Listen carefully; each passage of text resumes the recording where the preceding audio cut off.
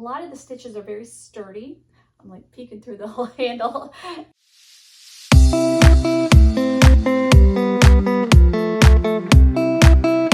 Hi, this is Sonia here, The Pretty Stitch. Welcome to my channel. If this is your first time joining me, I'm so happy to have you here. So usually I post videos about knitting, crocheting. I have lots of crochet tutorials, patterns. I have stitch tutorials. I have some knit projects. I crochet more than I knit, but I do have some knit projects as well. We discuss yarn, either yarn hauls, yarn destashing, or we also do Tunisian crochet on here, where I have something every Tuesday called Tunisian Tuesday.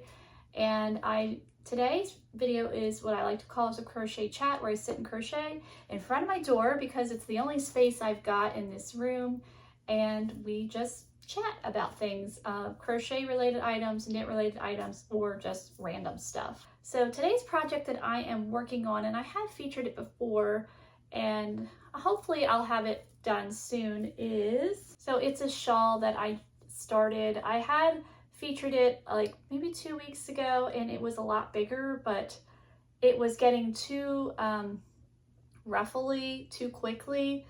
So when you're making shawls, you want them to kind of, I don't like it where it's like a hump here.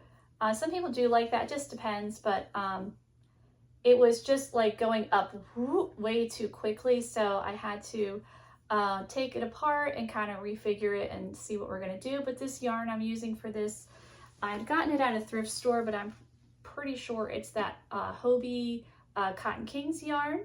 But before I get started on crocheting with this guy, I wanted to show you a project that I just finished, and it might have just been put on the channel, maybe not. I'm not sure if I'm gonna have time to get it out. It's a Tunisian crochet project, and every Tuesday I like to do what I call is Tunisian Tuesday, and I like to feature either a Tunisian stitch or a Tunisian technique or a project. And this is a project that I have been working on. I was working on it last crochet chat, and I did get it 95% done. I still have some ends to weave in. So here is the bag that I finished. I still have some ends to weave inside, and I have a beach towel in here kind of as a reference so you can see with the size and what it can hold. And here is the sides of the bag. I'm actually really happy with how this turned out. This project was made in Tunisian crochet using only one Tunisian stitch, and then the trim that you see is just regular crochet, just a single crochet. But yeah, I just had this idea for a bag, and I really am happy with how this turned out. I got inspired because when I went to the beach, my niece had a knit bag, and it was just a plain knit bag, similar size. It's brown, and it's very cute. And I just thought, you know, that would be, and it was just like the perfect size for your beach towel and like sunglasses if you wanted to read a book, you know, store your phone in there, your sunblock. And yeah, it's basically a similar size. And I thought, you know, Tunisian crochet is a very nice, a lot of the stitches are very sturdy. I'm like peeking through the whole handle, and I find it, you know, it's a durable type of stitch for a lot of projects. So I just thought, you know, let's make a fun beach bag, and I'm pretty happy with how it turned out. The only thing with this project, it does have a lot of ends. That's the only downside. Some projects just do. This is one of them. So I am still working on weaving on the ends, but you know, we're getting there with that. But you know, I mean, I definitely could just use it without weaving in the ends because they're all inside the bag, but I you know, want to finish it up a little bit nicer. But yeah, I'm pretty happy with how it turned out. I think it's really cute. And the nice thing is with this project is you do not need a Tunisian crochet hook to make this. So you can make this with a regular crochet hook. I think you could even make it with one of those ergonomic handles. They have the thicker handle. If you've watched a lot of my videos, I don't really like those type of handles. For some reason, they're not very comfortable in my hands. I know like my mom loves those, and a lot of other crocheters, they love that thicker handle, and I just don't. It just, for some reason, I don't like it. So it doesn't work for me. I do have a couple of hooks that are like that, and I have tried them, and I occasionally use them here and there, but I always go back to my boy hooks. I love me a boy hook. There are the, if you're thinking of, a lot of people when they think of crocheting, they'll think of like their grandma that used to crochet, or their aunt or whatever, you know, back in the day, and they most likely use those traditional metal crochet hooks, and a lot of them are the boy hooks, and that's my favorite. I love the boy hooks. I have a lot of older boy hooks. I inherited some that actually belonged to my great-grandmother, which was really cool. So she must have been a boy hook lover too. And my mom often says that I inherited my crochet abilities from her. She really loved the like yarn type crafts, and she also did macrame as well, my great-grandmother, but I've never tried that. I used to want to do macrame when I was really little. Like when I was growing up, it was like the late 70s and then into the 80s. So I do remember like macrame was like the thing when I was in elementary school, and it just looked really neat to me, and I always wanted to learn how to do it. And now it's kind of made a resurgence, but now I'm sort of like, I think it's neat still, but I don't really have a burning desire to learn macrame right now.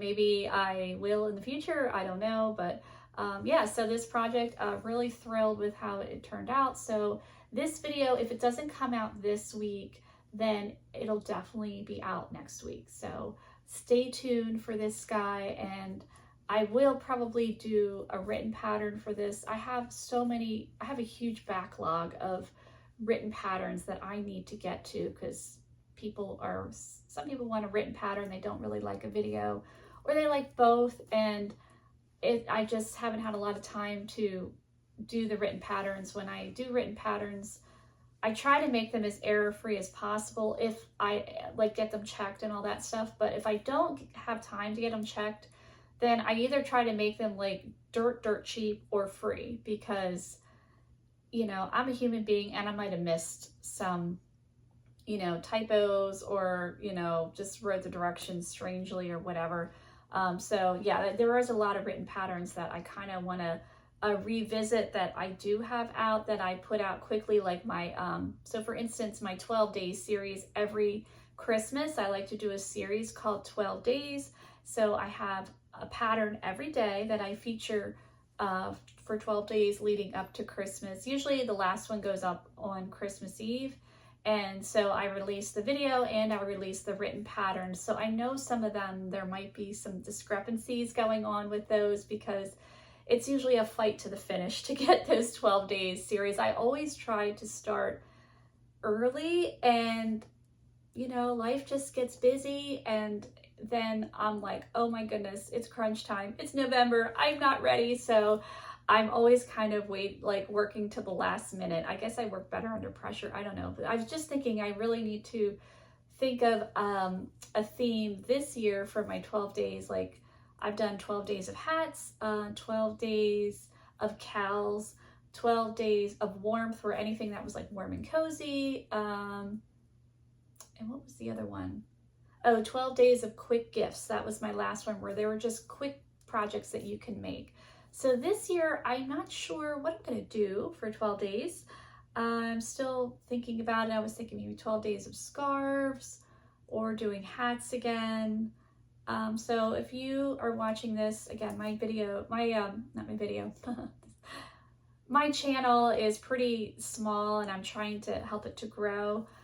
So if there are any of you watching this and you have some suggestions of a theme for 12 days, let me know.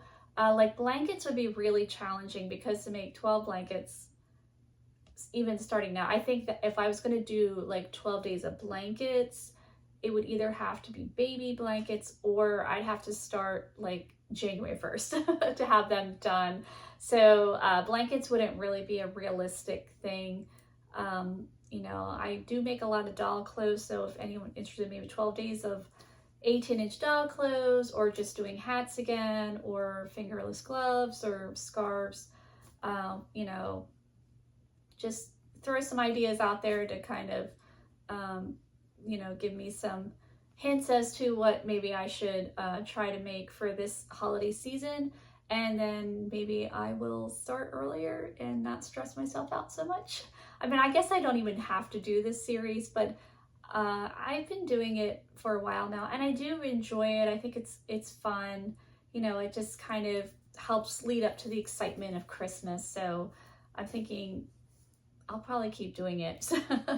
So those are all the projects, or the one project that I have done. I feel like I just haven't been super productive this summer. It's been a busy summer, and I was thinking it would slow down, but it hasn't. Like June, we were slammed. You know, we were finishing up school, and then we went on away, and we had friends stay over, and there's just been we have a lot of family birthdays, so that's been a thing. But then I thought, well, you know, the birthdays are over, vacation's over, a friend went home, that it's going to, you know, slow down a little bit, but it has not. We just, on a couple days ago, I just went on a little trip to HersheyPark with my kids, which was really fun. It was really hot, and we decided to not do the water park, and now I wish we had, because it was so hot. And they didn't have, they used to have this one rapids, you know, I'm sure some of you have been on a rapids ride. Well, they got rid of that. I haven't been to HersheyPark in over 20 years. So a lot has changed since I was there last. And we got to go because my oldest daughter, where she lives, her apartment complex was selling tickets like super cheap, like practically giving them away as far as I'm concerned.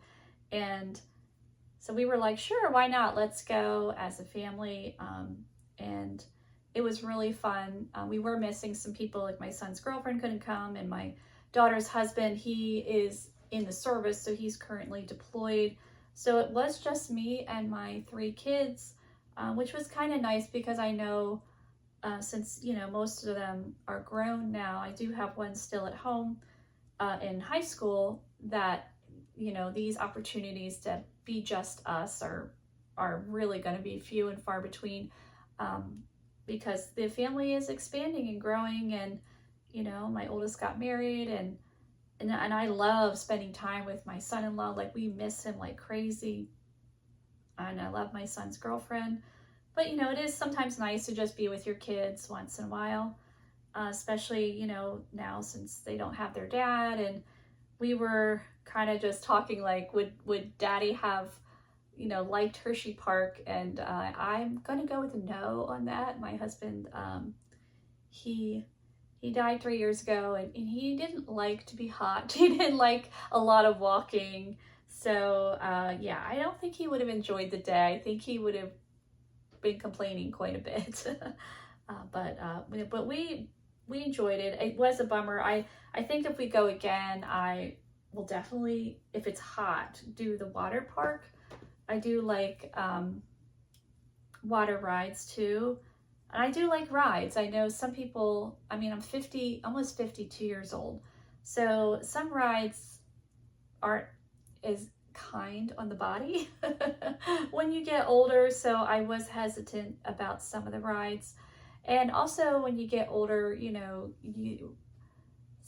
fear starts to creep in a little bit with some things. So yeah, some of the rides I was like, no. I did go on this one because my one child she's super adventurous. Like, she is a daredevil.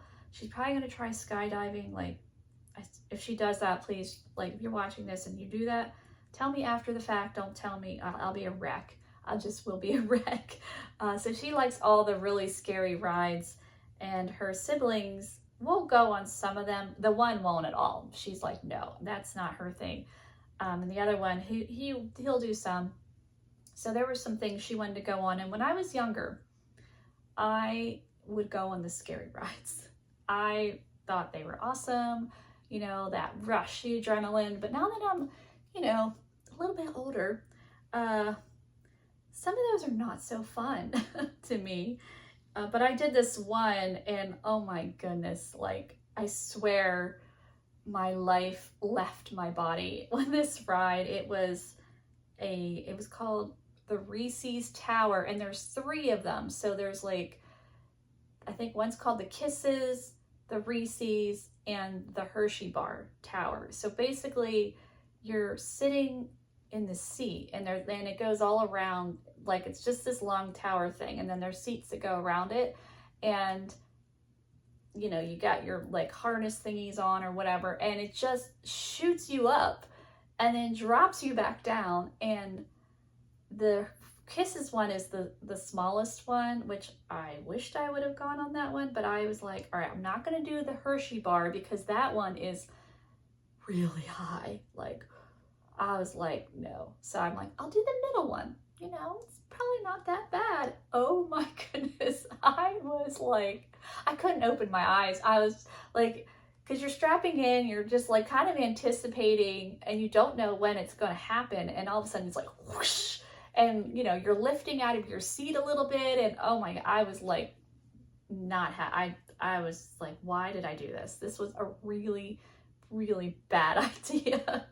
And my daughter, I think she was a little worried because she's like, Mom, are you okay? And I was like, yeah, I'll be okay. I'm going to make it. Just like, holy cow, that was something else. So yeah, I don't think I'm going to be doing that one again, but yeah, we did have some fun. I did do some roller coasters. I was worried because I used to love roller coasters when I was younger, but as I've gotten older, the ladies in my family, some of us, we have a lot of neck issues. Like, I don't know, it's just the way we are made. I actually had a chiropractor tell me once that my head was not attached to my body correctly. And I'm like, well, okay, thank you. I can't take my head off and put it back on the way it should, you know. It's just, I guess, some kind of genetic fail, I guess. I don't know. But because of that, I guess we're all predisposed to having like issues with our neck, like sore necks. And like my sisters, my mom, I think another relative of ours, that's a woman, we all have this. Hopefully my girls won't have it. But our necks are just sensitive. I like doing certain exercises, like, let's say you're like doing crunches, and some of them, they want you to lift your head up. Like, I can't do those. My neck just can't tolerate that. Or like Pilates, and you're laying on the floor and they want you to lift your neck up. Like, I always regret that because it just really hurts after the next day usually, where, you know, and they'll say, don't pull on your neck, and I'm not, but it's just because, I don't know, something's wrong with my neck. So that worried me with some of the rides, but I was okay. I do know, like, if it's a really bumpy ride, that's just not a good match for me. So like those like really bumpy wooden roller coasters, which when I was younger, loved those, but nowadays in my older age, I don't think I can do those. But some of the other ones, like if it looks kind of smooth, then I usually am okay with that. So I did do some roller coasters. I did the Candemonium, which it was fun, but holy cow, it was intense. And it didn't look like that high, you know, like you're walking around or you see it in the distance and you're just like, oh, it doesn't look too bad. And then you're strapped in and you're going up the hill and then you're just like, what am I doing? And by then it's too late. You're just like, well, you're committed and you just have to, like, you know, hope for the best. And I'm just like, I was screaming. My voice, I think, is slightly off from that day because I was yelling so much. My daughter was just, you know, thought it was hilarious that her mom, you know, was losing her mind on these rides. But, you know, hey, I did it. And there was another one that I think they said almost goes 100 miles an hour. And I saw it because at first I'm like, oh, okay, that one doesn't look too bad. But then I saw the ride. And I was like, not today. Mm-mm. It's literally like you're in your car and it almost is like, it just slingshots you out. Like it's like 0 to like almost 100 and you're just, and I was like, and then you're like up and down and then like it goes up the hill and it's not like this. Oh no, it almost curves in. And then I'm like, cause then that makes you like lift out of your seat. And so I was just like, I did that was after the tower thing and after the Candymonium, which that one was similar too. And I'm like, no, Mom's brave jeans are all done. Like her bravery is gone for the day. Like we're done. I'm like, I need to do something like really just chill. So my other daughter, who doesn't like those kind of rides, we're like, we're gonna ride the train. Let's do that. You guys can go. So my other two kids were like, they went off and did some more, you know, wild rides, and we went on the train, which was very nice because I do like the train and the monorail because it takes you around the park and you can kind of see what's around, you know. But yeah, so yeah, we did that, and it was fun, and we might have another opportunity to go again with one of my kids' work. So we'll see if that pans out, because HersheyPark is really fun. I used to go there a lot when I was young.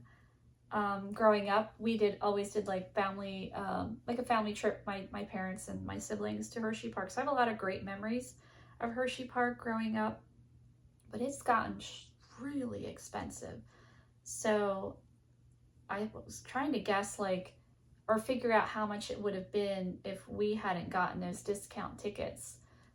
It would have probably been close to $400 for all of us to go. And, you know, that's just really not in my budget. And, you know, the cost of food. So these tickets that we were able to get with my daughter's apartment complex, it included the parking, because parking you have to pay extra for at HersheyPark, which to me, I'm like, you're paying a fortune for these tickets, and then you have to pay to park there, which I think is kind of ridiculous and a racket if you ask me. But, you know, it's their park and they can run it however they want. So, and then the cost of food, you know, because once you get in there, you know, you're going to need to eat. So these tickets that we got with the apartment complex included the parking, the park entrance, and a catered meal. Now, the meal, it was fine.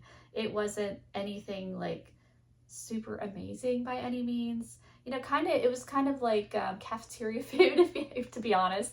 But I mean, it wasn't the worst cafeteria food I ever had. And hey, I didn't have to, well, I mean, I paid for it with the ticket, but you know, it was a lot cheaper than if we would have bought food in the park, because we did have to get water bottles. And yeah, those were $4.50 a bottle. And, you know, we're not talking big. We're talking the standard, you know, regular Deer Park size water bottles. I was like, holy cow, $4.50 for a water bottle. But, you know, it was so hot, you had to get it. And, you know, they don't allow you. I think you can bring in your water bottle. So if I do go again, I'm going to bring my own water bottle. But if you drink it all, then you're going to need to get more water. So yeah, they definitely are raking in the dough with the money at HersheyPark, but it is a nice park. I always thought it was a fairly clean park. I mean, I did see, it was kind of sad when we were leaving, you know, walking back to our car, and people had just left so much trash in the parking lot, which I thought was so rude. I'm like, really? Like, you know, pick up your trash. Come on, you know. But, you know, somebody has to clean that up. And I'm always kind of sensitive to service workers, because I was a service worker. I was a hairdresser for many years. So that is you know, a service job. And I've been a cashier, you know, so I've worked in customer service. I've worked at a bank. So I have definitely had my time in the service industry. And then, you know, my kids have also worked in the service industry. So, you know, I'm always trying to be sensitive to that, and, you know, and not be a jerk and like, you know, leave all my trash on the ground. But, you know, I guess it's how it is these days sometimes. But yeah, we got to do that, and like lots of family stuff. There was a big family party that we had recently. I just had a family member that she went to Brazil to study for a bit. It could be from 6 months to 2 years, depending how it goes. And they had a time, man. They had a time getting there. Their flight was canceled. Then they literally were up for like almost 48 hours. Then their luggage was lost. And I really felt bad for her because she's going to be living there. So it wasn't like, oh, okay, you're going to be there for a week. You know, it's inconvenient. Your luggage is lost. Maybe you got to buy a couple outfits, whatever. No, she's living there. So she like needs her clothes. You know, she doesn't have to buy a whole new wardrobe while she's living there. Like, you know, so, and they actually had said, oh, we don't know where it is. I'm just like, my poor, it's my niece. And so my sisters tell me all this stuff. And I'm just like, get it together. But they did eventually find her luggage. So like 2 days after she got there, her luggage arrived. So that was a big relief.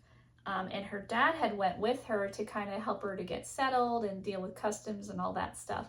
And so he had a horrific time getting home because he got caught in that, I guess, I don't even know if it was a cyber attack, cyber crash. I have no idea what it was. But he was stranded in Georgia for a bit and could not get a flight home. And eventually he rented a car and just drove home. And they weren't going to let him rent a vehicle. Like the rental agencies were saying, oh, you can't go outside city limits with these cars. And yet there's like thousands of people stranded. Families with kids, like hotels were booked solid. Like it's just horrible. And I don't think it's fixed yet either. So finally, this one rental agency, Enterprise. So I support Enterprise because they actually care about people. The guy at Enterprise, he said, I don't care. There are people that need vehicles. They need to get where they need to be, and we have them available. So he rented a vehicle to my brother-in-law so he could drive from Georgia to Pennsylvania. And, you know, Enterprise is all over the country. So, you know, he dropped the car off in an Enterprise in Pennsylvania. It's fine. They're getting their vehicle back, you know.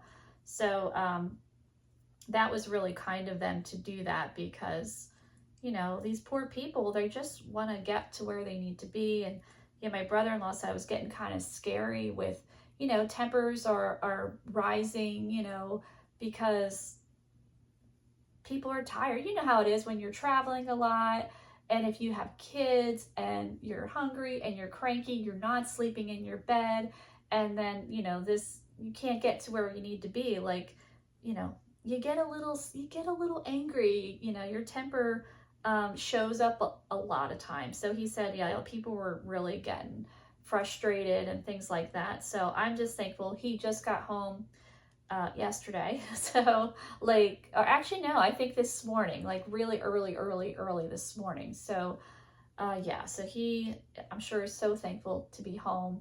And his luggage had gotten lost too, and it was found. And so what did they do is they sent his luggage to where my niece is staying in Brazil.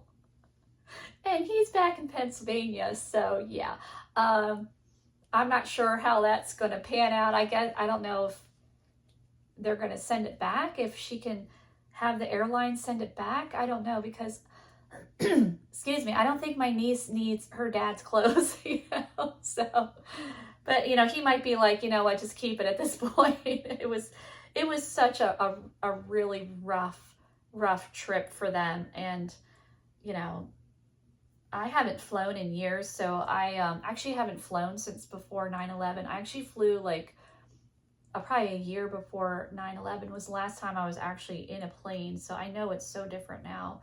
And yeah, stuff like that happened back then, but it sounds like it's just so much worse now. But yep, but I think I'm gonna have to go. I'm gonna have to make dinner, and tonight I do have my knit crochet meeting with my ladies. I'm actually in charge of a knit crochet group at my church, and we just sit around and we knit or crochet, and sometimes we make projects for the community, which I think that's going to be ramping up soon. The summer is kind of like our downtime, I guess, and a lot of people are away, so our group kind of, you know, sometimes we have a lot of people, sometimes it might, like last time we only had 3 people because a lot of people were away, or they don't really like to knit or crochet in the summer. I don't care. I will knit and crochet anywhere, anytime. Well, I don't want to knit. I don't like doing it on the beach because I don't want sand in my projects, which I talked about before. But it doesn't matter what season to me. I just love doing it. So sometimes attendance can be a little here or there in the summertime. But so we'll see how many people are going to be there tonight. But I'm sure I will have a nice time. It is air conditioned, so that's a nice thing. But yes, I hope you enjoyed this chat, and if you did, please like and subscribe, and I'll see you next time. Bye!